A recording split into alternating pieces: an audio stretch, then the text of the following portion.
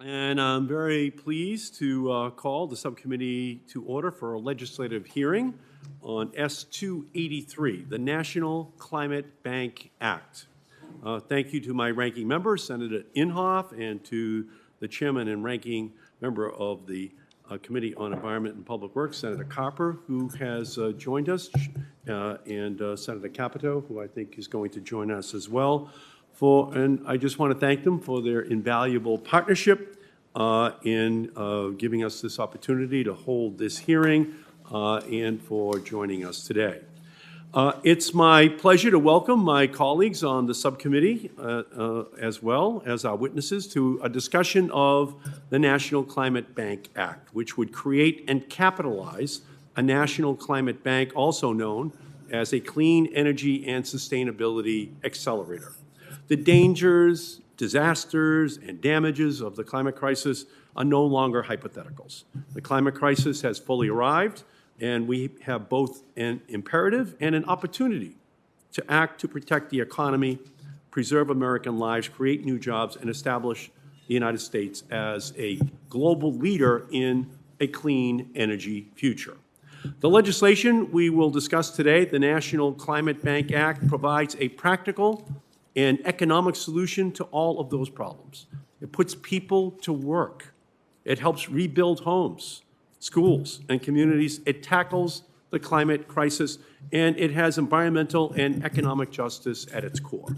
This legislation, which has bipartisan support in the House, would leverage new private investments, support local solutions tailored for local problems, build upon a model with an existing track record of success, and will ensure that no community is left out of the clean energy future. There are projects in every community that need to get done now. Homes need new roofs, new windows, new heating systems. Communities with abandoned mines and degraded lands need money to rebuild, reforest, and start their economies. Industries need funding for efficiency and decarbonization technologies, and carpenters and roofers and electricians and painters need work now in our country. And every state, city, and town is best situated to develop their own set of priorities for their own sets of problems. And that's why the National Climate Bank is so important. It would use proven techniques to provide funding for existing green banks, help start new green banks, and support direct investments into critical projects. The National Climate Bank Act would provide financial support for a range of projects, but would particularly prioritize helping communities that have been harmed by the retirement of carbon-heavy assets. With the National Climate Bank, communities can set up their own green banks to fund local projects or turn directly to the National Bank for investments, credit enhancements, or other financial support. The National Climate Bank helps public money go further with more than $7 of private capital leverage for each public dollar. Let me say that again. $7 of private capital unleashed for every $1 of public investment. That means more local projects, more local jobs, and more clean energy benefits without more financial risk. The National Climate Bank would prioritize projects to create jobs and serve low-income, minority, distressed, or rural communities with a 40% minimum proportion of investment that would go to disadvantaged communities facing climate impacts. With a National Climate Bank, we can create more than 4 million blue-collar jobs, 4 million blue-collar jobs, unleashing an economic revitalization in areas that need it, creating new careers and supporting local communities for decades to come.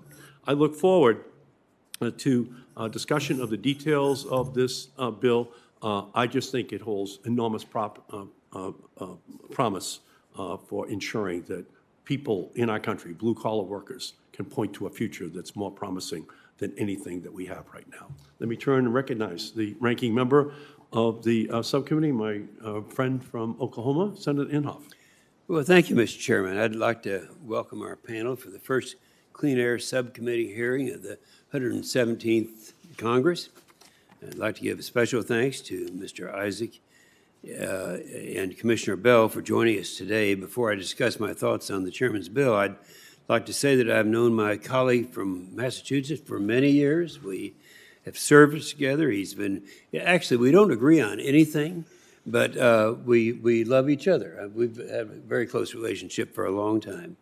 And he is a true liberal, and while we disagree, we have a great deal of respect for him. Look forward to working just as we have effectively with other Democrats. You know, I always got along so well with Senator Barbara Boxer when I chaired this committee, and we got things done. In fact, we used to have the meeting over at Mitch McConnell's office at 12:15 every Tuesday, and all the chairmen would get together.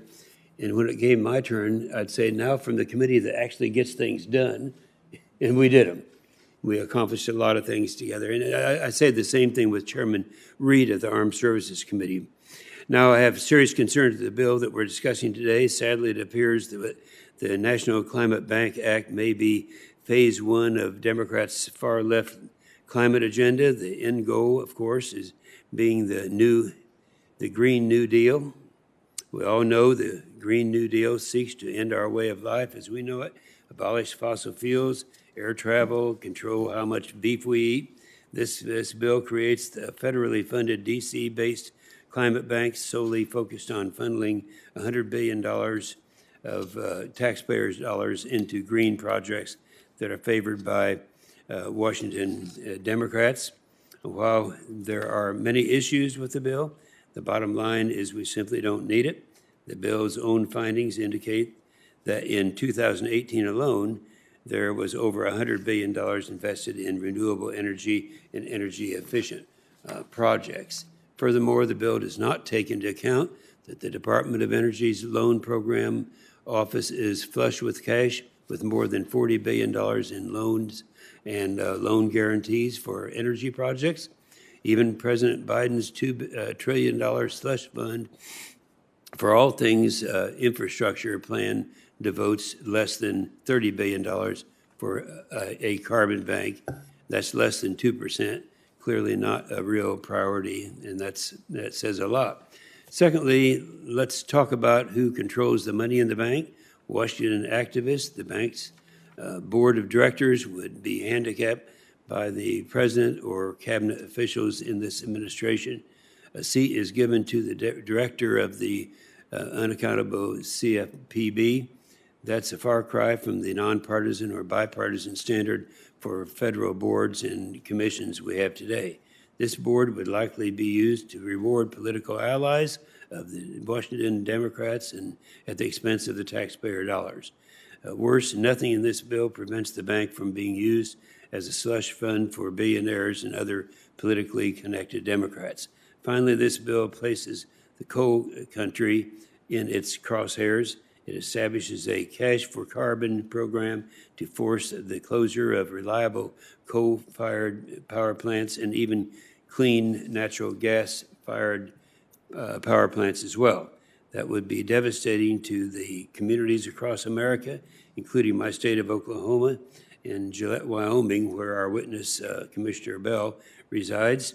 The winter vortex from the February reminded everyone that renewables alone won't keep the lights on. We need coal and natural gas. I can go on, but the simple fact is that we shouldn't risk taxpayers' dollars in loans to well-connected industries to the left. Now, other than that, it sounds like a good bill.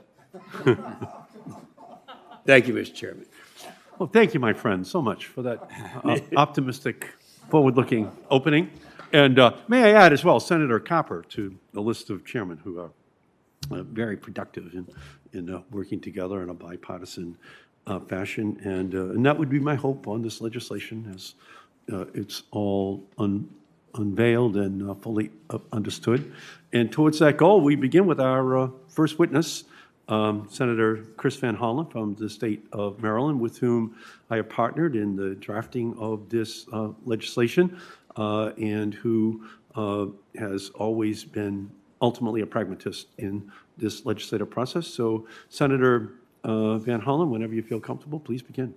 Well, thank you, Chairman Markey. Let me start by thanking you and Ranking Member Inhofe, Senator Ernst, and all the members of the subcommittee for holding this hearing, and pleased to be joined by the chairman of the committee, Senator Carper. In fact, I'm pleased to join all of you as a proud alumnus of the Environment and Public Works Committee and as the co-author with Chairman Markey of the National Climate Bank Act. I believe we have a duty in our country to avoid the ongoing rising harm and disruption caused by huge emissions of greenhouse gases. The costs of doing nothing about climate change are real and staggering. But rather than focusing solely on the costs of inaction, we should also focus on the opportunities for action, opportunities to build a stronger economy and generate millions of new, homegrown, good-paying jobs of the type that Senator Markey described, that put people to work addressing this urgent crisis. And the bottom line is this: a $100 billion federal investment in a national climate bank, also known as a clean energy accelerator, would create 4 million American jobs in 4 years. Put simply, we need a national clean energy accelerator to put Americans to work at the cutting edge of a clean energy economy. Our global competitors certainly know the economic stakes. Every day, China pours more and more money into clean energy in a push to corner the market. It's part of both their Made in China 2025 plan and their most recent 5-year plan approved just this March. Earlier this month, China's National Energy Administration announced that it intends to increase solar and wind power from 9.7% of the country's total power consumption in 2020 to 16.5% by 2025. That's about a 25% jump in a short time from where they are today. By contrast, in the United States, wind and solar currently account for a mere 3.8% of our total energy consumption. As they expand their capacity in China, they will also export it to the world, generating more jobs for China. If we don't get into this game more seriously, we will fall further and further behind on a clean energy, just as we did with 5G technology. Our own National Academies of Sciences, Engineering, and Medicine projected in February, a few months ago, that we'll need to mobilize $2 trillion in clean energy investments over the next 10 years to meet our climate goals. To achieve that goal, they, our National Academies of Sciences, recommend that we create a National Clean Energy Accelerator, exactly what's being proposed in this bill. An accelerator would be a magnet that attracts billions of dollars of private capital to put Americans to work building a cleaner energy economy. In fact, it's estimated that for every $1 we put into this accelerator, we will draw at least $3 to $5 of private investment, and as the chairman said, up to $7 per dollar of public and $7 of private to match the public and dollar investment. This is a public-private partnership with a great multiplier effect, and it will give pioneering companies and entrepreneurs the boost they need to get over the finish line. We also know that this model works because it's already working at the state and local level. Years ago, I introduced a bill to create a green bank to establish exactly this kind of clean energy accelerator. The proposal was included in the American Clean Energy and Security Act, also known as the Waxman-Markey bill, and thank you for your leadership there, which passed the House in 2009. And while the Waxman-Markey bill did not make it out of the Senate, the idea of establishing green banks caught fire in different parts of the country and helped launch the Coalition for Green Capital, who you'll hear from today. In fact, Mr. Chairman, the states of Louisiana, Ohio, Florida, Maryland, and Hawaii, very different states, all have a climate bank. And they now exist in over 37 states and the District of Columbia, and supported by governors of both parties. While they're generating important investments in clean energy technology, they cannot be brought to scale without this national bank to achieve our national goals. So that's why we need to do this at the federal level. We can help turbocharge private investment, fortify our energy grid, and create millions of clean energy jobs, including in those communities where fossil fuel plants have closed. and 40% of the investments made by our proposed Clean Energy Accelerator would be directed to underrepresented groups to ensure that historically disadvantaged communities are not locked out of the transition.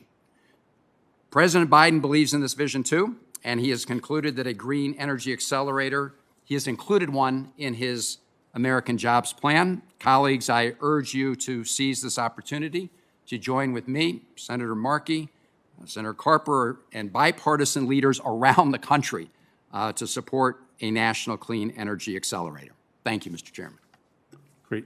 Thank you, Senator Von Hollen. Thank you so much for all of your leadership, and your testimony reflects the fact that you are an alumnus of the Environment Committee. So thank you so much for your great leadership in this Congress. Now let me turn to our second panel of witnesses. I'm very pleased to have the Honorable Reed Hundt, Chairman and CEO of the Coalition for Green Capital, join us today. Mr. Hundt has worked on these issues for many years, so we thank you for your expertise with the subcommittee today. We're also fortunate to have with us Ms. Duan Andrade, the Chief Strategic and Financial Officer of the Solar Energy Loan Fund, joining us this morning. She knows what it means through personal experience to implement a green bank and deliver benefits to real people, so we welcome you today. And now I'd like to recognize Senator Loomis to introduce Commissioner Bell, who hails from her home state of Wyoming. Senator Loomis, if you are with us. Thank you, Chairman Markey. It is my great pleasure to introduce Campbell County Commissioner Rusty Bell to our subcommittee. Commissioner Bell was born and raised in Gillette, Wyoming, where he and his wife, Tony, have raised their 2 sons. Currently, Rusty serves on the Wyoming County Commissioners Association, and he's on the executive committee, chairs the revenue committee, and is a very active county commissioner in the state of Wyoming. He was nominated to serve as chairman of his board of county commissioners in 2017 and 2019. He's been a tireless fighter and champion of his county, Campbell County, in Cheyenne, our state capital, and now here in Washington, D.C. He happens to have just opened an axe throwing establishment too, called Axe House, with a marketing tagline of "Let's Bury the Hatchet," which is a great tagline to bring with you to Washington. So I'm really pleased, Mr. Chairman, to introduce one of Wyoming's finest, Commissioner Rusty Bell. Thank you, Senator, and welcome, Mr. Bell. And finally, I'm going to turn to Senator Inhofe to welcome the Honorable Jason Isaac, the Director of Life Powered, a project of the Texas Public Policy Foundation. Thank you, Mr. Chairman. It's my pleasure to introduce the Honorable Jason Isaac, the Director of Life Powered, which is a project in Texas Public Policy Foundation. Jason is a 4th-generation Texan, a former state representative from the Texas Hill Country. He's dedicated much of his life to public service, and since 2018, he's led Life Powered, which is focused on expanding America's understanding of energy and environmental policy. He's an expert in a variety of issues, including one that we're discussing today. So we welcome to our committee, Jason, and thank you for being here. Wonderful. And let me just turn to our full committee chairman, Senator Carper. I'll be very brief. We have a couple of votes underway, and one of them I spent a lot of time on. Several of us spent a lot of time trying to get John McCabe confirmed as Deputy Secretary of EPA, Deputy Administrator of EPA. So I'm going to slip out of here. Who mentioned bury the hatchet? Who mentioned that? Was it Cynthia, wasn't it? Cynthia Loomis? Yeah. We, for a couple hundred years in the state of Delaware, 2 days after the election, we've had something called Returns Day. And the winners and losers come to Georgetown, Delaware, the southernmost county seat of our state. And we have a brunch together at the Delaware, our community college, Delaware Tech. When the brunch is over, we all go outside. Winners and losers ride together in the same horse-drawn carriage. and with their families. And we have thousands of people who show up to close the school for kids to come and get autographs in there. Sometimes we have a president-elect show up, sometimes a vice president-elect show up. And there's a short program, patriotic songs, a couple of prayers. And then we have this ceremony where we bury the hatchet. And we think of a large aquarium, glass aquarium that's full of sand from Rehoboth Beach, Delaware, and about half full. And the party leaders from the party each take this big hatchet and they grab it. Each of them grab a piece of it, and they put it down in the sand, and they cover it up with the other sand. They literally bury the hatchet. And when it's all over, we have parties, and people open up their homes and their businesses, and we maybe have a libation or two. And by the end of the day, the pain of winning or losing, the joy of winning, has kind of subsided. And we say, okay, now let's just figure out how to work together, get things done. It's a wonderful, wonderful tradition. I once explained it to Frank Lautenberg and about how the tradition of burying the hatchet in Delaware. And he said, if we had that ceremony in New Jersey, we would bury the hatchet all right, but it would be in the back of your opponent's head. So fortunately, that's not our tradition, but I couldn't help but mention it. Thank you very much for this hearing, and to both of our leaders of this committee for your spirit of collaboration, even if you don't agree on everything. Thanks for telling that story, Mr. Chairman. You're welcome. You're welcome. Yep, thank you, Mr. Chairman, for that story. When I was first elected as a state representative in Massachusetts, where politics is a full contact sport at all times, after I won my first race, which I did not realize would have such an event, I was 25 years old, there's something called a crow supper, where the losers have to eat crow, but they cannot speak at it, which in the hands of some winners gave the winners yet one more opportunity to humiliate the loser and to use the hatchet in a way that Frank Lautenberg described, rather than you. So that was my introduction to politics, that crow supper. And hopefully here, after the election of 2020, we'll be able to reflect the philosophy that Delaware brings to it, and that we can come together to work for the common good of the people of the United States of America. So let me begin then by turning to you, Mr. Hunt. We welcome you. And again, whenever you feel comfortable, please begin. Thank you very much, Mr. Chairman. It's a distinct honor to be here. Could you turn on your microphone, please? Okay.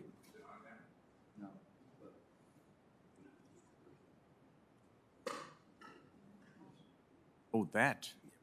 Oh, thank you. Thanks for the help. Thank you, Mr. Chairman. And it's an honor to be with you and Ranking Member Inhofe, Committee Chair Carper.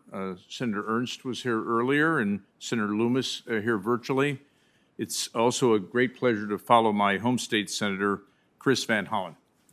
I'm here in the capacity of CEO and co-founder of the Coalition for Green Capital. That's a nonprofit that for more than a decade has specialized in creating green banks. Mr. Chairman, when you and Senator Van Hollen were in Congress in 2009, you collaborated on the first version of legislation creating a national green bank. And although that did not happen then, that concept led to our nonprofit, and in turn, we've helped launch now 21 green banks in 15 states and the District of Columbia, and we are in talks to create green banks in 22 more states. The most recent addition to this bipartisan movement comes from Alaska, where Republican Governor Mike Dunleavy introduced legislation to create a green bank, and the Dean of the House, Congressman Don Young, endorsed the House version of your bill just a couple weeks ago. All of these green banks, the ones that exist and the ones that are struggling to exist, are in desperate need of capital. And one of the purposes of your act is to provide $100 billion to this nonprofit called the Clean Energy and Sustainability Accelerator. And one of the things it would do would be to distribute capital to all of these green banks and then to find people to create them in the remaining states. The Accelerator would also partner with private firms to invest more than $400 billion of combined public and private money during the next 4 years, and then over 10 years, more than $800 billion in building the new clean power platform. That's the $1 of public money plus $7 of private money that you, Mr. Chairman, spoke about in your opening remarks. These investments will create, on average for the decade, 1 million jobs a year, and they will deliver 1/5 of all the emissions reductions needed for the United States to get to zero by 2050. We make these predictions from experience as well as economic analysis. Existing green banks have attracted that much private money for every one of their public dollars. In fact, the existing green banks have more than $20 billion in backlog projects waiting for the Accelerator's funding. And every one of those projects also is an indication of the number of people who are waiting to be hired doing that work. This bill, you can see, is a big part of the American response to the climate crisis. To paraphrase the legendary CEO of Intel, Andy Grove, bad countries are destroyed by crisis. Good countries survive them. Great countries are improved by them. The United States is a great country, and facing this crisis, we only have to remember who we are and how we can improve. Since our founding, we have trusted technology and investment to transform our country for the better over and over again, and our will to change enables us to achieve the 5 goals necessary for winning the climate war in the next 15 years. Wind and solar power have to increase their market share by 6 times. High voltage lines have to link offshore wind, Great Plains wind, and desert solar to every distribution utility. Battery storage has to be installed strategically in the grid. Heavily driven vehicles have to be powered by electric motors. And lastly, the transition from carbon to clean has to be true. That is the word used by the United Mine Workers of America. A true transition delivers not just clean power, but justice to communities harmed by pollution, hit by job loss, and cut out of decades of gains enjoyed by the rest of the country. That's why in your bill, 40% of the money would go specifically to low to moderate incomes, communities impacted by the legacy of the carbon platform and at risk because of the transition. Andy Grove also said, in order to build anything great, you have to be an optimist, and we can be optimistic about building this great new clean power platform because a quarter century ago, we transformed a system just as long-standing, complex, and according to some resistant to change. I'm talking about the communications platform that in 15 years changed from analog to digital, from wireline to wireless, from voice to data, and it was public action and private investment that accelerated that transition. We led the world in that change, and Americans on every rung of the economic ladder benefited. Now we have the chance to do something just as hard, certainly as important, and we don't have a moment to lose. Fortunately, we are a country of optimists. Thank you, Mr. Chairman. Thank you, Mr. Hunt, very much. And our second witness, again, is Ms. Andrade. You are recognized whenever you're ready. Good afternoon. Is it on? Good afternoon, Chairman Markey, Ranking Member Inhofe, and members of the committee. It is a great honor to be here with you today in this important hearing. My name is Duana Andrade, and I am the Chief Financial and Strategic Officer for Florida's Green Bank, the Solar and Energy Loan Fund, known as SELF. We're based in Fort Pierce, Florida, and operate statewide, and we have small pilots now in South Carolina, Alabama, and Georgia. I'm here today as a witness to the benefits that can be achieved through the passage of the Senate Bill S-283, National Climate Bank Act. 11 years ago, the St. Lucie County Commission, led by Commissioner Doug Coward, created SELF with a $3 million grant from the Department of Energy that was embedded in the 2009 American Recovery and Reinvestment Act after the housing market crisis. Today, SELF is an independent certified nonprofit community development finance institution, otherwise known as CDFI, and a founding member of the American Green Bank Consortium. 3 years after SELF was founded, I joined the organization, and a few years later, I'm happy to say that the founder, Doug Coward, and I got married because we were struggling so hard to keep SELF afloat. We decided to join forces, and now we co-lead the organization as husband and wife. Prior to joining SELF, I worked for many years in development finance. This is where I first experienced the power that innovative financing models have to unlock economic, environmental, and social benefits, especially in underserved communities. An important lesson learned was that the financial systems reliant on credit scores and traditional underwriting methods leave too many people behind. They do not gauge or capture the true credit worthiness of LMI communities. SELF's mission is to rebuild and empower underserved communities, providing access to affordable, innovative financing for sustainable property improvements. Simple. We make loans, unsecured loans for residential energy efficiency, clean energy, and resilience projects. Roofs, windows, air conditioners, basic things. Mostly, we do this with LMI, to LMI homeowners. But our innovation in the space has been to approve loans based on ability to repay, regardless of credit scores. These small loans are helping people save on energy bills, build equity, increase safety, health, quality of life, and advance financial inclusion. 42% of all U.S. households are low to moderate income. These are the average working class families who mostly live in older homes that are more likely to be inefficient, have high energy burdens, and need structural upgrades to withstand climate impacts. These average working class people turned out to be our unsung heroes during the COVID-19 pandemic. They are our teachers, our nurses, our first responders, grocery store workers, janitors. This is America. Shouldn't they be able to afford healthy, safe, climate-resilient homes, especially in a developed country? SELF and all green banks also foster jobs. We have a network of over 600 contractors who use our financing. For example, Seacoast Air Conditioning, a mom-pop shop in Fort Pierce, Florida, has done over $1 million in new business with our financing, specifically in LMI communities. So I'd like to introduce you also to some of our clients. I don't know if you can see on the screen.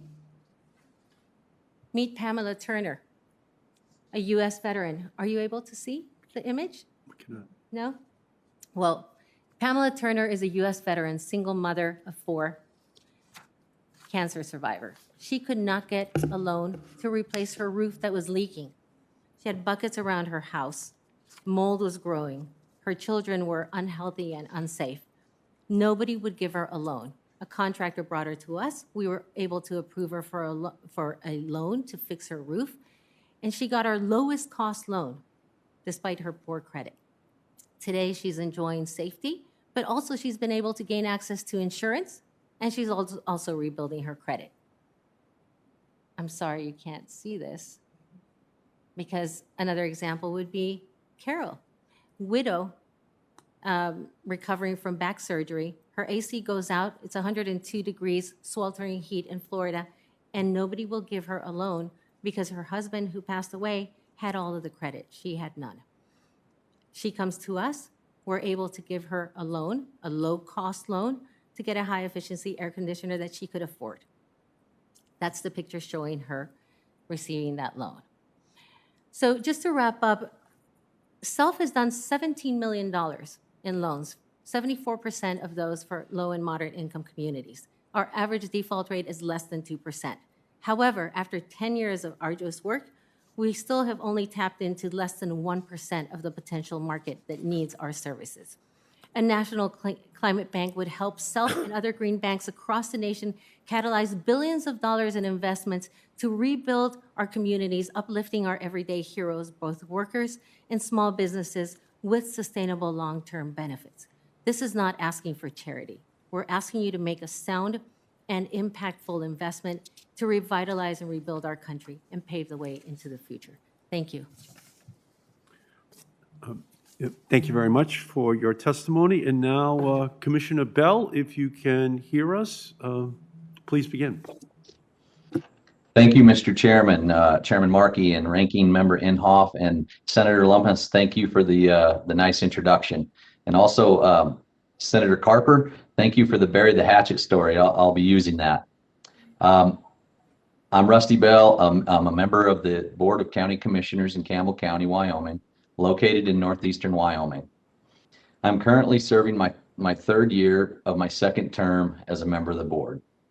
Thank you for the opportunity to talk to you about S283, the National Climate Bank Act, and its potential impact on my county, Campbell County, Wyoming, and the citizens. Campbell County encompasses about 0.1% of the entire land mass of the United States. Yet we produce approximately 7 quadrillion BTUs of energy annually, providing from one county nearly 10% of the entire country's energy demand.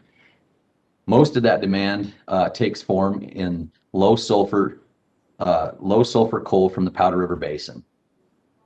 Wyoming produced about 39.2% of the U.S. coal in 2019, with 2 of the largest mines, North Antelope Rochelle and Black Thunder, both located in Campbell County, having produced 22% of that total. Every single day, trains containing 130 cars filled with coal depart my county filled with Wyoming coal so that your constituents can safely and affordably turn on their lights and heat. Campbell County coal is what keeps the grid reliable.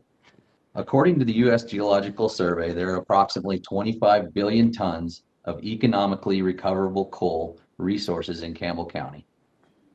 In addition to our abundant coal resources, Campbell County is also Wyoming's #1 producer of oil, producing over 19 million barrels of oil in 2020, which was enough to account for almost 23% of total Wyoming production. We also produced over 84 million MCF of natural gas and are a leading producer of uranium through in situ mining. When you talk about energy and power generation, Campbell County really is all about all of the above. In addition to our abundant fossil fuel resources, we also have some of the best wind potential in the nation. Gillette, our county seat, is known as the energy capital of the nation, for very good reason. However, our community has been significantly impacted by declining production of coal and drops in oil production. Production of Powder River Basin coal in Campbell County increased steadily from the 80s through 2008. The 1970s and 1980s were boom times in Campbell County, as the opening of large surface coal mines as a result of the Surface Mining Control and Reclamation Act of 1977, SMCRA, and the passing of the Clean Air Act made Campbell County's low sulfur subbituminous coal very attractive for power generation. Though we increased steadily from 1980s through 2008 to a record production of 446 million tons per year that year, we have also seen our production fall off very quickly in the past couple of years, with calendar year 2020 production of coal in Campbell County amounting to approximately 210 million tons, more than a 50% drop. Our population of approximately 46,000 has grown resilient to the rise and fall of energy prices affecting our lives, but we have never been as heavily impacted as recently. The majority of Campbell County's budget and the budget for our schools is derived from property taxes and ad valorem taxes, which are property taxes assessed by the county on value of produced minerals. In Campbell County, upwards of 70% in some years and as high as 90% in other years of our assessed valuation is attributed to mineral production. Campbell County's 2014 assessed valuation, driven by high oil prices for most of that year, was nearly $6.2 billion. Our assessed valuation for 2020 was $4.2 billion based upon 2019 production. This 32% decrease in assessed valuation, which had equated to a 32% decrease in ad valorem taxes, has been further compounded by a nearly 50% drop in sales tax collection. Our county was fortunate that we were able to adjust to this drop through proactive planning, savings, no debt, sound fiscal policy. However, our projections for 2020 production in preparing for our fiscal year 2020-2021 budget is $3.2 billion, a $1 billion drop. The Wyoming schools are set up in a way that revenues are redistributed between school districts so that all Wyoming kids receive a quality education. The Wyoming K-12 system is running at about a $300 million deficit following the legislative session that just ended. Fossil energy funds the Wyoming educational system. I would encourage the committee to consider the impacts of Section 5245F and G on my community and in the implementation of Section H, which pertaining to the prioritization of projects. Campbell County and Wyoming, who have both benefited from historically strong mineral economies, are both aware of the conversation surrounding emissions and carbon.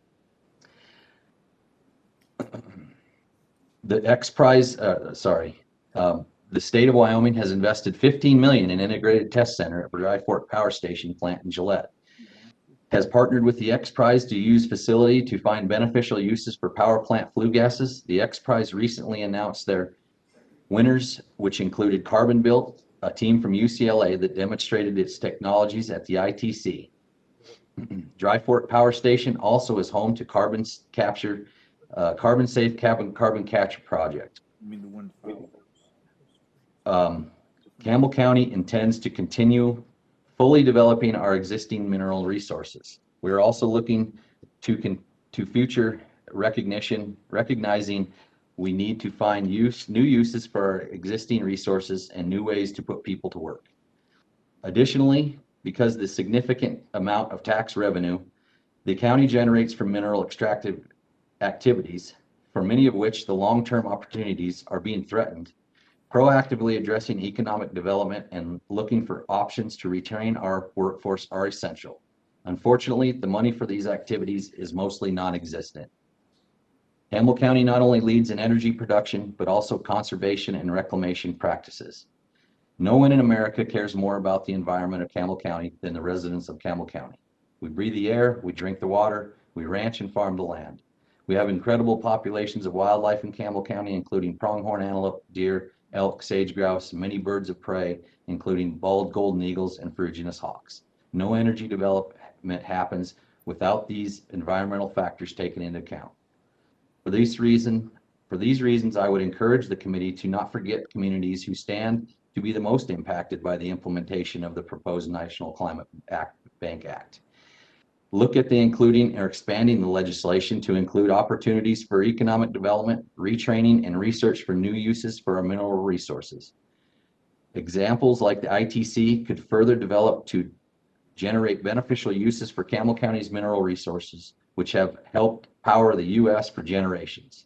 We have been blessed with these resources, and our citizens deserve the opportunity to continue to efficiently and responsibly recover these American assets.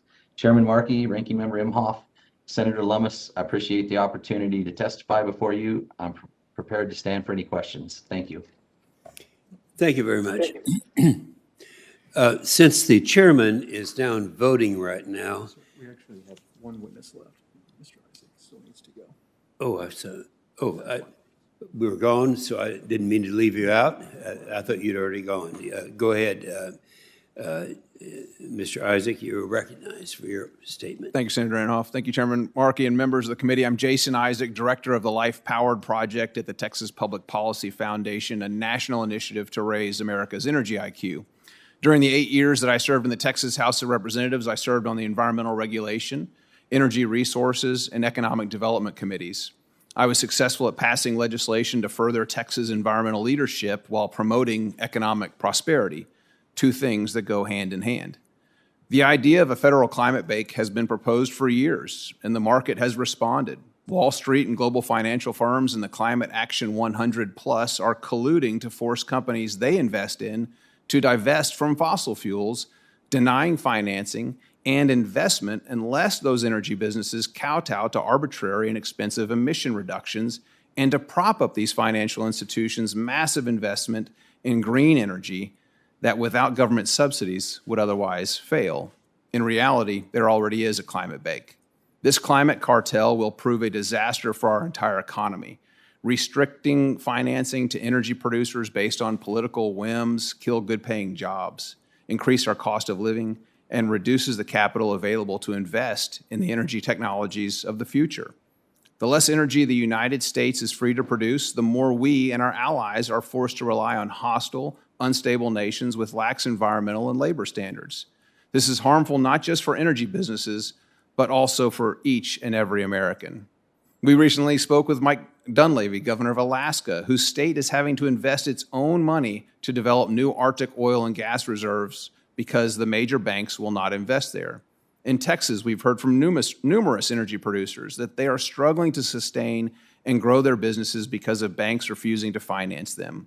The level of collusion occurring within this energy discrimination movement makes a free and competitive market nearly impossible, and the government should certainly not engage in the same kind of bully tactics. Contrary to the narrative that our environment is bad and getting worse and that it is all our fault, America is a world leader in environmental protection. We are the only highly populated nation to meet the World Health Organization standards for safe air, and we have cut emissions of criteria pollutants by 77% in the last 50 years. I've mentioned to some of your colleagues that of all the technology the Chinese steal from us, it would be nice if they would utilize our pollution control technology. In Southern California, ozone levels are 65% higher due to Asian air pollution that makes its way across the Pacific. And when it comes to climate change, the news is good. The science suggests that climate will remain mild and manageable. You and I and everyone in this room are 99% less likely to die in a climate-related disaster than our grandparents were. Improved technology and reduced poverty, both of which fossil fuels provide, affect our adaptability far more than carbon dioxide emissions. Eliminating U.S. fossil fuel consumption completely by 2030, doubling President Biden's proposal, would reduce global average temperatures by less than 0.2 of a degree at the end of the century. Instead of fixating on carbon dioxide emissions, the federal government should be focused on solving the real problems facing people here and now. If ever there was a crisis, it's global poverty. America and our vast energy resources, produced more responsibly than anywhere else on Earth, hold the key to ending poverty as we know it. The recent blackouts in Texas that resulted in at least 111 deaths should be a dire warning against even more market-distorting policies. The market responded to those subsidies accordingly. Installation of wind and solar-generated electricity, unreliable variable forms of generation have increased more than 200% in the last 10 years, while reliable thermal generation has declined nearly 5%. Now the installed generation of the ERCOT Texas grid is 33% unreliable variable generation. On the day of the blackouts, wind and solar provided just 8% of our electricity on the grid, while fossil fuels and nuclear provided 91% of our reliable electricity. I urge the committee not to proceed with any further consideration of a climate bank and instead focus on proposals that protect the American people's tax dollars. Thank you for your time. Okay, thank you very much. In the absence of our chairman, I'll go ahead and with my questions, and I don't know who else is on WebEx. Do we have others?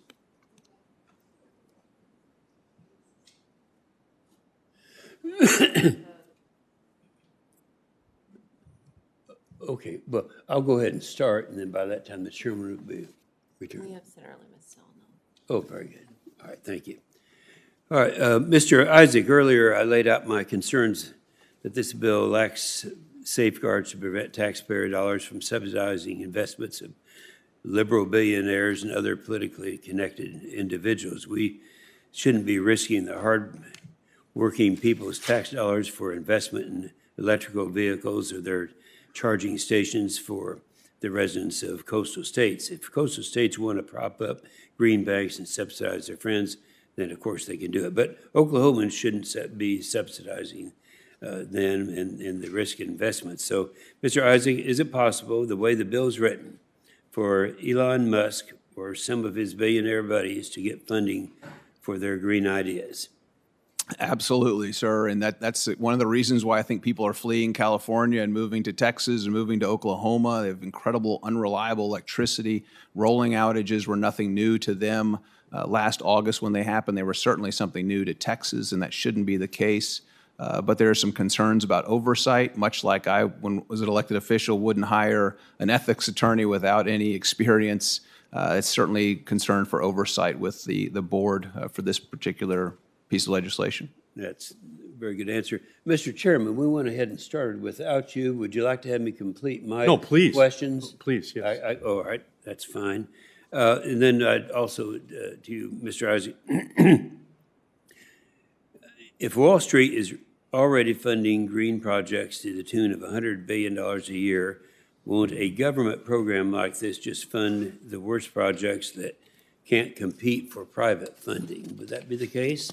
Yeah, absolutely. When you look at what BlackRock is doing, they have over $9 trillion in managed assets when they're part of this Climate Action 100 Plus. It is really a cartel that's colluding to force energy businesses to divest of their business models for arbitrary reductions in emissions that aren't even named in the act. The Climate Action 100 Plus manages over $50 trillion in managed assets. That is a world leader. Looking at BlackRock alone, if you just look at they manage, if that were GDP, they'd be the third largest country in the world. And they're just really a 20% of the Climate Action 100 Plus that is really looking to discriminate against energy produced responsibly here in the United States, arguably more responsibly than anywhere else in the world. Well, thank you. Commissioner Bell, you're from Wyoming, and you know well of the benefits of coal, as you said in your testimony. This bill seeks to close coal-fired power plants through its Cash for Carbon program. Commissioner Bell, will you speak to the economic impact this plan would have on coal country? Your coal country, and in a way we are too. Yeah, certainly. Mr. Chairman, Senator Inhofe, thank you for that. I think that's why we would certainly be opposed to this. Coal country really coal really drives Wyoming, not only our area, but when I spoke in my testimony, all of our education in Wyoming is really funded by mineral production, most of that being coal. From 2000 to now, coal bid bonus money actually paid for $2 billion of school facilities across the state of Wyoming. So really, there is no answer for what would be the impact to Wyoming with something like this. Yeah. Thank you, Mr. Chairman. You bet. Would you expect Americans' energy bills to go up or down with the closing down of the coal-fired power plants? Yeah, I would certainly expect Americans' energy bills to go much higher. We're blessed with some very low energy prices in Wyoming because we have mine mouth operations that provide incredibly affordable power. We can provide that to the rest of the United States and extremely reliable power with that coal if allowed to do so. But it would result in much higher costs for energy. No question. Yeah. Mr. Chairman, in your absence, we finished the opening statements of our witnesses, and I've used my time, and I'll turn it back to you. Thank you. Thank you, Senator. Thank you so much. And let me ask Mr. Hunt, Ms. Andrade, questions about a bank and how it would operate and who are the beneficiaries. Because of the success of these programs, states like Massachusetts and Alaska have instituted banks. And the good news is 500,000 people have moved to Massachusetts in just the last 10 years. And they're moving because of all of these great green things that we're doing up in Massachusetts, amongst other things. So we've just got an incredible increase in our population as we are at the cutting edge in climate and clean energy issues. So as soon as these green banks start growing their investments, we reap the benefits, good-paying, non-outsourceable blue-collar jobs. That's the whole key to this bank concept. It's all local. None of this can go to China. None of this can be offshored. All of it is in the community. If someone wants the low-interest loan to redo the entire public housing system in West Virginia or Massachusetts, they can qualify for this. Low interest with a high probability they're going to pay it back. The default rate's very low in this bank model, and the community decides themselves if they're going to do it.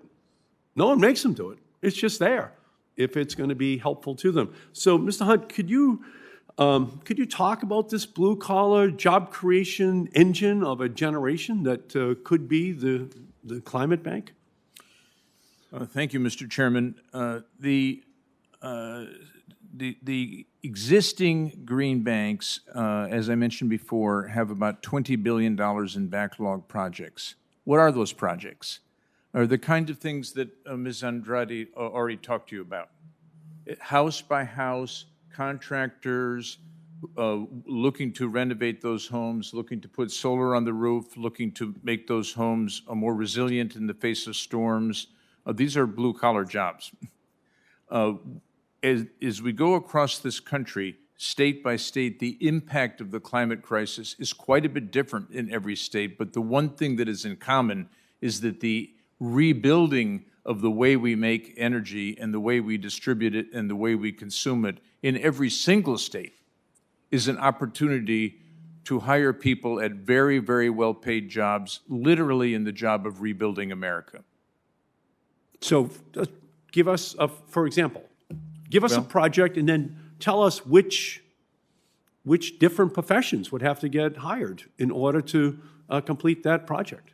Let's pick as an example a state where we've been talking to people right now who don't have the capital, want your bill to be passed, and want to be setting up a green bank. Let's talk about the state of West Virginia. In West Virginia, 3/4 of all families own their own homes. That's much higher than the national average. But their median income is about $45,000, and the home is worth on average about $125,000. So when they have to look at the job of renovating, to put solar on the roof, to put in a heat pump, to lower their costs for utilities, which right now are running at about 10% of their income, when they look at what it costs to lower those particular expenses, what they're talking about is, can I pay to get a contractor to come in and do this work? Somebody to go on the roof, somebody to replace the windows, somebody to put in the heat pump. Those are all different specialties, and there are people to do that work and people that might So they're electricians. Like an electrician, for an example? They're carpenters. They're HVAC.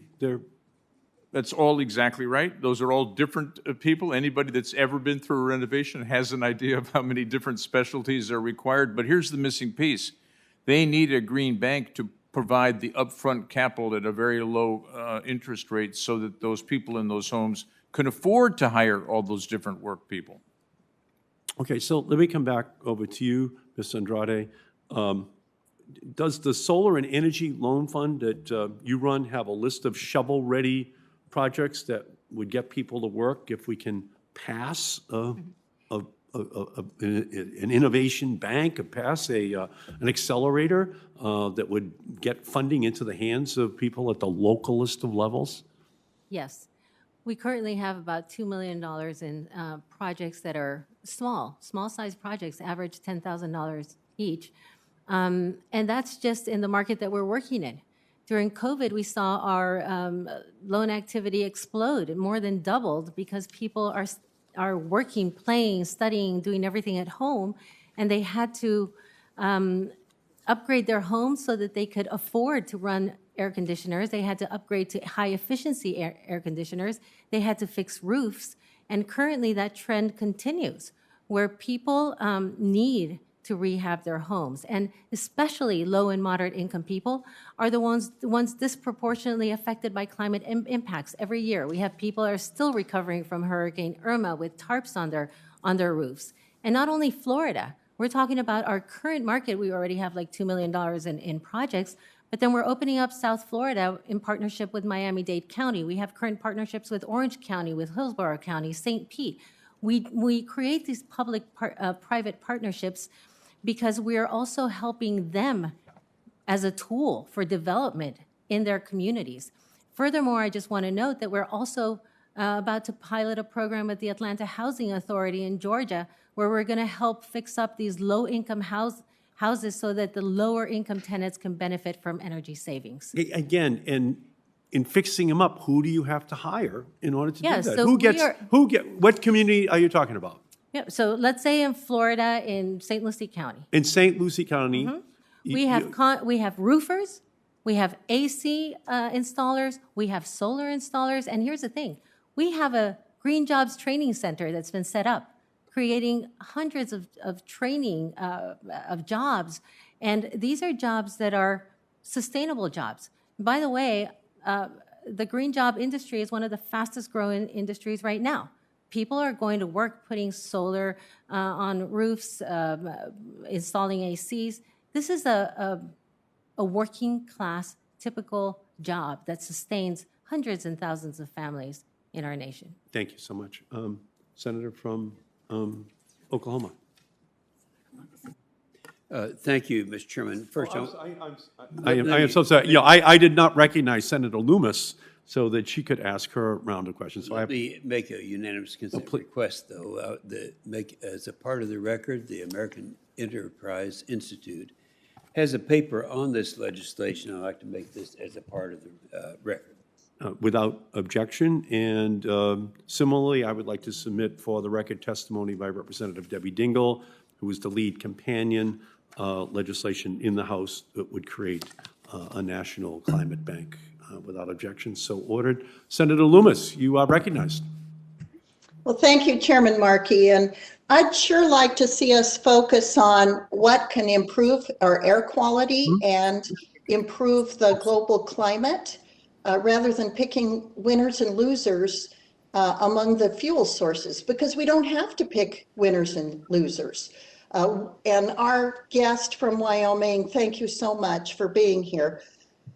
We're already a leader in Wyoming on innovation when it comes to carbon capture, utilization, and storage. So, Commissioner Bell, can you talk about the great work that's happening in Wyoming at the Integrative Testing Center in Gillette? Sure. Thank you, Mr. Chairman. Senator Loomis, thanks for the question. So the Integrated Test Center was host to the X Prize that actually just wrapped up, and a team from UCLA injected flue gas, CO2 from flue gas from the Dry Fork power plant into concrete blocks that actually made those blocks stronger, more affordable. On that same site, we have the Carbon Safe project that is a University of Wyoming partnered with Basin Electric and others to look at injecting 50 years worth of CO2 from a power plant into the ground, and not only into the ground, but then looking at utilizing that in tertiary oil recovery. So it would be really nice to use some of our technologies to have a overall American CO2 strategy using really all of the above, like we are in Wyoming. So thank you for the question. Yeah, and I love what you're doing in Campbell County, because you're making the point that we don't have to eliminate fossil fuels in order to have address climate issues and have clean air. What we need to do is innovate our way out of this, and Campbell County is leading the way to innovating in order to keep fossil fuels in the fuel mix in the cleanest way that they can possibly be produced. So kudos to Campbell County on that point. I'm really surprised at some of my Senate colleagues who want to have taxpayer spending on intermittent green technology while completely dismissing nuclear power. So this question is for Commissioner Bell and Mr. Isaac. What role should nuclear play in our energy mix going forward? Mr. Chairman, Senator Lummis, I can go quickly and then turn it over to Mr. Isaac. But really what we need is an all of the above energy approach. And I don't think anybody's going to be against green energy, but we need something that's going to be reliable. Nuclear is reliable, needs to be included. The same with fossil fuel energy. It needs to be included because it's reliable. I'll turn it over then to Mr. Isaac. Thank you. Thank you, Commissioner. Thank you, Commissioner. Thank you, Senator Loomis, for the question. When you look at nuclear growth of reliable electricity should model GDP or our population, and we haven't seen that in years. It is a great base load. It's not dispatchable, but it does provide a great base load for our grid. We should be absolutely advocating for more nuclear. It is reliable, as I said, but then we need those dispatchable forms, kinds that can be ramped up and ramped down, natural gas, coal technology. You look at the mix, I believe, in Wyoming, where I think there's some of the most beautiful environment in the world, and I believe 86% of their electric generation mix is from coal. And then you look at the benefits from coal ash. We talked about CO2 being used to strengthen concrete. That's actually a mix of coal ash mixed in with concrete that makes it stronger. And now they're finding concentrations of rare earth elements, 100 times that found naturally, 100 times the level of concentrations in coal ash. And that's stuff that's produced here in the United States. It's going into electronics.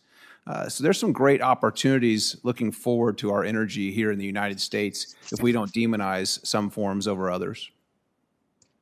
And with regard, thank you both. And with regard to the demonization, again, Commissioner Bell and Mr. Isaac, what would you say to people who have completely dismissed the notion of a clean energy coming from fossil fuels? I'd look at our record over the last 50 years. We've reduced harmful pollution 77% while we're increasing our GDP, increasing our energy using, increasing our miles traveled, increasing our population. Every economic measure shows that economic prosperity and environmental leadership go hand in hand. Commissioner Bell? Yeah, Senator Lummis, thank you. So every morning I wake up and most of the time, if it's not raining, I can see the Bighorn Mountains 50 miles away. Yep. And so, you know, it really is producing 80, like Mr. Isaacs said, 86% of our electricity is coming from coal, and we have the most beautiful landscapes in all of the world, in my opinion. And Wyoming is truly an amazing place, and I would welcome anybody to come out and see our place. Nobody cares about our area more than we do. Thank you. Well, thank you both so much. And if I would just have one more comment, if we spent as much money on climate change in India as we spend in the United States, we could make so much more progress on climate change because they need the help more than we do. The money we spend here makes incremental changes at this point. If we would spend that money in India, the whole globe would have much cleaner air and less carbon. Mr. Chairman, thank you. I yield back. Great.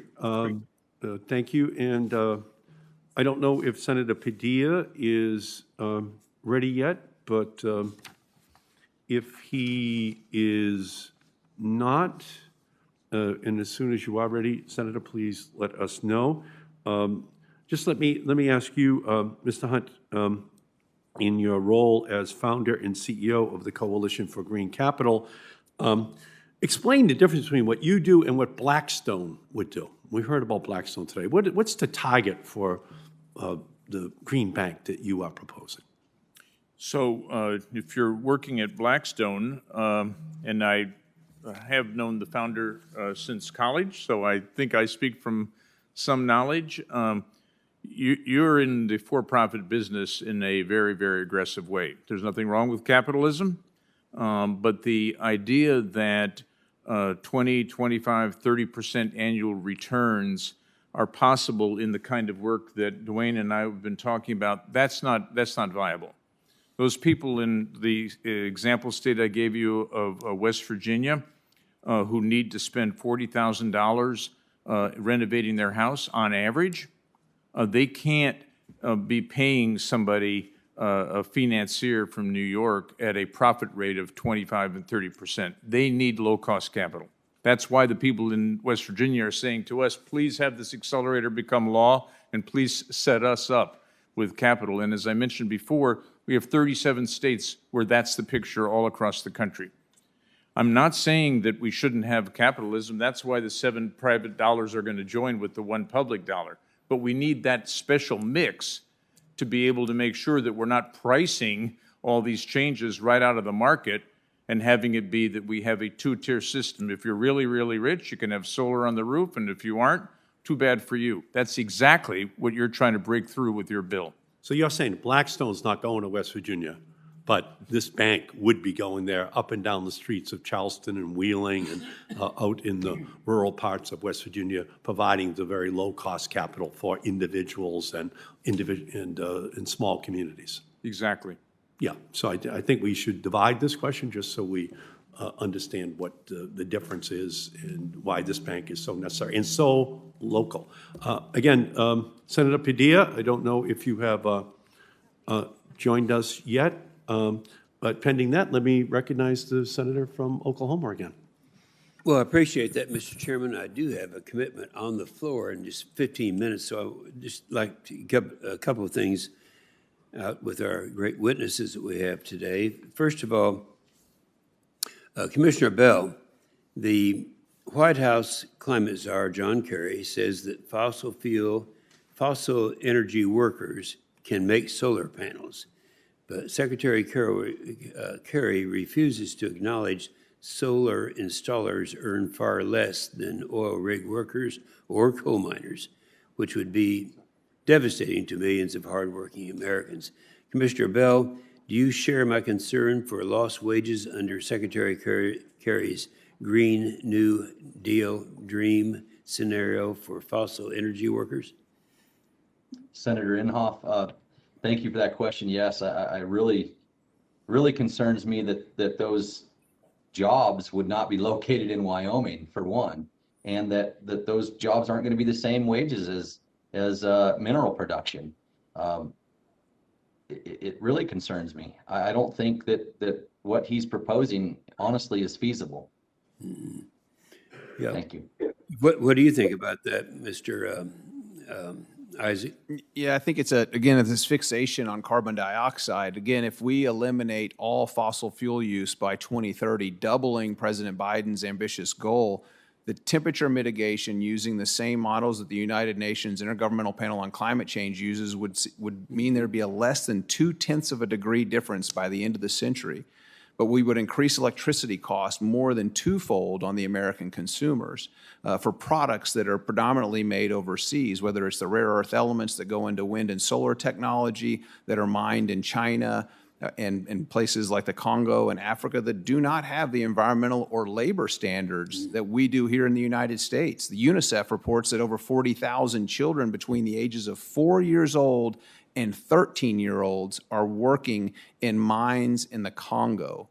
40,000 children mining so that we can have our solar panels and our electric cars and our computer technology. And those components that they're mining are all here in the United States. We should be mining and producing those products right here in the United States with our environmental leadership record that we have. Number one when it comes to access for clean and safe drinking water in the world, and number one when it comes to reducing harmful pollutions of highly populated countries. Yeah. Well, I appreciate that, and I think you covered it very well, the successes that we've had here, and particularly in the United States. Now, as you know, the board of directors would be entirely controlled under this advisory committee experience that we're talking about today, be controlled by Washington. Another serious flaw is the structure of its 13-member advisory board, which would be chosen by the board of directors. Now, the advisory committee would be responsible for advising bank on its investment programs and briefing Congress on banks' activities. None of the advisory committee members would be required to have any banking sector experience. Now, I don't think I've ever run into this before, where they're putting someone in that advisory category that doesn't have any background in it at all. Do you agree that any bank advisory committee that lacks the banking sector experience would be imprudent and highly unusual? It'd be incredibly unusual. Can you think of any examples where that is actually happening today? Yeah. I mentioned an ethics attorney. I wouldn't hire one that didn't have experience. My accountant, I wouldn't hire one fresh out of college, or maybe one that had no college experience whatsoever. That would be incredibly alarming to me. But you look at the Electric Reliability Council of Texas, and a lot of this came to light after the freeze that we saw in Texas in February. There were numerous board members, self-appointed picked by the industry that didn't even live in the United States, that didn't live in Texas, that certainly weren't served or lived in the area that they were supposed to be serving in that electric grid in Texas. It's much like you're supposed to represent members of the state where you're from. You certainly don't want someone representing Oklahoma that's not from Oklahoma in the U.S. Senate. And so that board of directors raises some alarms for me just based on some recent experience that we've seen in Texas and how unreliable our grid proved to be because we had outside leadership managing our grid that That's weren't good. from Texas. Yeah, that's a great statement. Mr. Chairman, I do have a commitment on the floor, but I appreciate very much the opportunity for our witnesses to be heard because it is a significant piece of legislation, and we have opinions on it, as we've expressed. Absolutely. Thank you. All right. Thank you for being here, Senator. Much appreciated. And again, I just want to come back to this mistaken notion about reducing greenhouse gases and an increase in the economy in our country. Massachusetts, again, is a great example where from 2005 until 2017, Massachusetts cut our emissions by 25%. And from 2005 to 2017, our economy went up 30%. So there's just a mistaken notion out there with regard to what happens when you make an effort to reduce greenhouse gases. Massachusetts is a perfect example, and 500,000 people moved to our state in the last 10 years. So there's a model out there for, as my mother would say, working smarter, not harder, and taking low-cost capital to unleash a blue-collar job revolution in our country on things that a community needs anyway. A homeowner, the local mayor, something that will help them to do something and use local construction workers in community after community, not just in a small number of states, but in every state in the United States would be a beneficiary of this. I'd like, if I may, Mr. Hunt, just to focus upon an analysis done by Vivid Economics that determined that the National Climate Bank could create more than 4 million jobs in 4 years if it was capitalized at $100 billion, and it would generate more than a 7-fold return on investment. Could you focus upon that? 4 million jobs in 4 years in our country using a green bank. The reason that Vivid reached that conclusion is that they were able to talk to the existing green banks, like the one in Florida that you already heard about, and they looked at the backlog projects, the projects that should be being done right now by those electricians and roofers and other specialty people in the workforce. They should be being underway right now, but they're not occurring because of a lack of capital. Because the money hasn't gone to this National Climate Bank, and we haven't yet got it, and we haven't yet been able to pass it on to the network of state and local green banks. Let's just take Alaska, for example. The Republican governor, Mike Dunleavy, he introduced legislation to create a green bank. He doesn't have the funding for it. He's counting on this accelerator becoming law. What does he want to do with the money? What he wants to do is address the indigenous population and the many people in Alaska who live literally off the grid, and the kind of projects that they would be engaged in order to generate electricity, in order to store electricity, are small projects. We're not talking here about billionaires who want to go to Mars with their money. We're talking about people in local communities who would be hiring people locally to rebuild the economy on a local basis, and that's what would occur in Massachusetts and in Alabama, in Wyoming, Alaska, all across our country. And by doing that, by showing that we can do this on a state-by-state, county-by-county, town-by-town, neighborhood-by-neighborhood basis, we'll be showing the whole world how to have this great change occur, and there's not a moment to lose. Yeah, and again,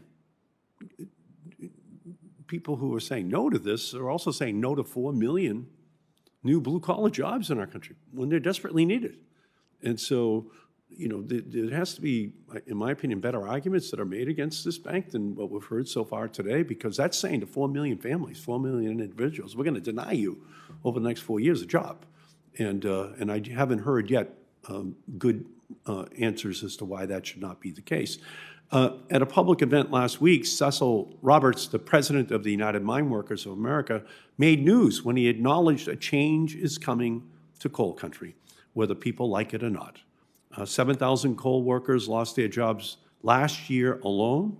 The United Mine Workers extended a hand to the Biden administration, saying they will join in supporting investments in a clean energy future, but they need to be investing in energy communities that have been left behind.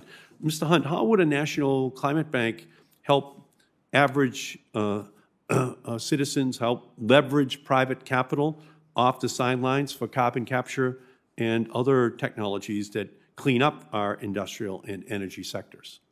The United Mine Workers of America statement that you just referenced, Mr. Chairman, includes a list of things that they feel are necessary to address the coal mining communities in which they're working.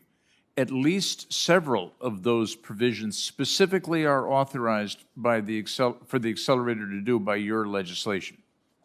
The second thing that I'd like to point out is that the impact on tax revenues that was referenced by Commissioner Bell, that's another activity in which the Accelerator could, through a state and local green bank, act in a particular community to ease the transition. And then most importantly of all, as we've talked about, all of the projects, from the very small to even the very large, that would be part of this grand rebuilding of the power platform of America, would create new opportunities, not in some other country, or not just in one or two states, but literally everywhere in the country.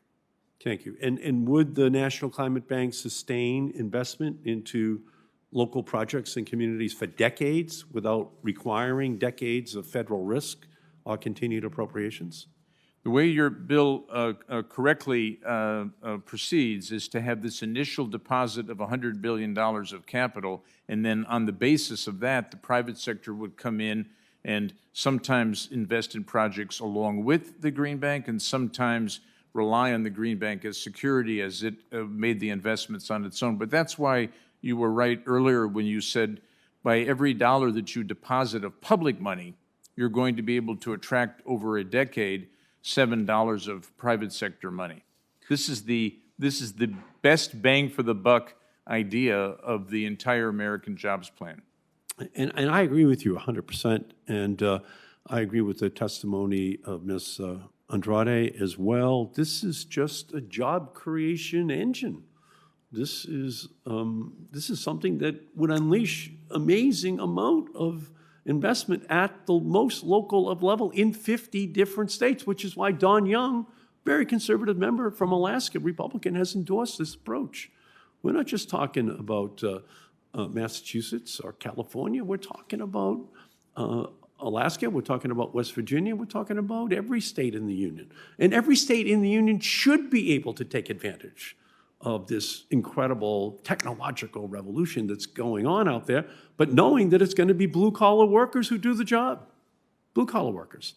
So I can't thank you all enough for your testimony here today, and I would like to ask unanimous consent to submit for the record a number of reports and articles that highlight the scale of investment in renewable energy and energy efficiency that is needed to decarbonize our economy while addressing historic inequities that will build a more prosperous America for everyone. Those materials, I think, will actually make it clear what the structure has to be for our future to make us more resilient, so we avoid the tragedy of what happened in Texas.